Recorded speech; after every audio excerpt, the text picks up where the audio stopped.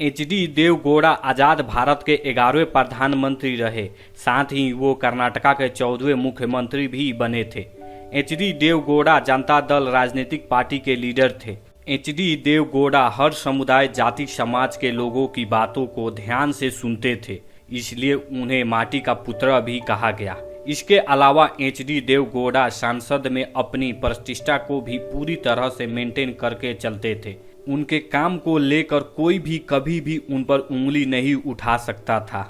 HD. Deve Gowda का जन्म 18 मई 1933 को कर्नाटका में हुआ था। उनके पिता किसान थे। वो भोकालिका जाति से ताल्लुक रखते हैं, जिसे उस समय पिछड़ी जाति कहा जाता था। उन्होंने सिविल इंजीनियरिंग में डिप्लोमा की पढ़ाई किए। 20 साल की उम्र में पढ़ाई करने के बाद एच.डी. देवगौड़ा ने राजनीतिक में कदम रख दिया था।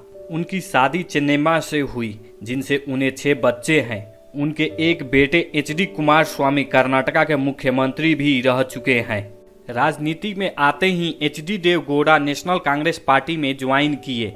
उन्होंने कांग्रेस के लिए साल 1962 तक काम किए। इसके बाद वो कर्नाटका में चुनाव के लिए अकेले खड़े हुए, जिसमें वो विजयी भी रहे। साल 1972 से लेकर 1976 तक एच.डी. देवगौड़ा विधानसभा में विपक्ष के लीडर रहे। साल 1975 में जब तत्कालीन प्रधानमंत्री इंदिरा गांधी ने इमरजेंसी का ऐलान किया, तब उस दौरान एच.डी. देवगौड़ा ने इसका विरोध किया, जिस वजह से उन्हें 18 महीने जेल में गुजारने पड़े। 22 नवंबर 1982 को एच.डी. देवगौड़ा ने 6वीं विधानसभा से इस्तीफा दे दिया। इसके कुछ समय बाद वो सामाजिक और सिंचाई विभाग के मंत्री बन गए। साथ ही 7वीं और 8वीं विधानसभा के सदस्य बन गए। सिंचाई मंत्री होने के नाते उन्होंने बहुत से सिंचाई के कार्य शुरू किए। साल 1987 में उन्होंने कैबिनेट मंत्रिमंडल से इस्तीफा दे दिया। सरकार द्वारा सिंचाई विभाग में अधूरा फंड देने का वो विरोध प्रकट कर रहे थे। इसके बाद साल 1991 में वो हसन लोकसभा क्षेत्र से सांसद चुने गए।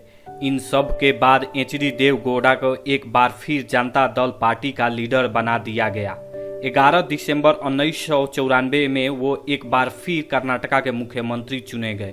साल 1996 में जब कांग्रेस पार्टी आम चुनाव में हार गई, तब पी.वी. नरसिम्हा राव ने इस्तीफा दे दिया, जिसके बाद एच.डी. देवगौड़ा को देश के 11वें प्रधानमंत्री बनाए गए। इस चुनाव में जीत भारतीय जनता पार्टी की हुई थी, जिसके बाद अटल बिहारी वाजपेयी को प्रधानमंत्री बनाया गया। लेकिन भारतीय जनता पार्टी बाकी पार्टियों से समर्थन नहीं मिला, जिसके बाद उनकी सरकार गिर गई।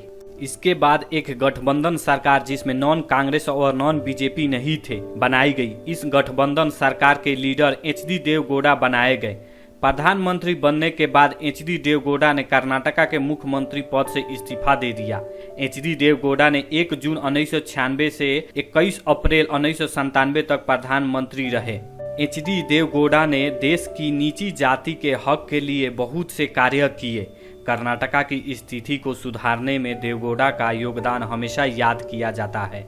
जब वो कर्नाटका के मुख्यमंत्री थे, तब उन्होंने अल्पसंख्यक, बैकवर्ड क्लास, एस.टी., एस.सी. और औरतों को आरक्षण दिलवाने के लिए बहुत मेहनत किए। साल 2014 में एच.डी. देवगौड़ा एक बार 16वीं लोकसभा के सदस्य चुने गए। 87 साल की उम्र में भी एच.डी. देवगौड़ा भारतीय राजनीतिक में पूरी तरह से एक्टिव है। आशा करता हूँ ये वीडियो आपको काफ़ी पसंद आया होगा। Thanks for watching my channel.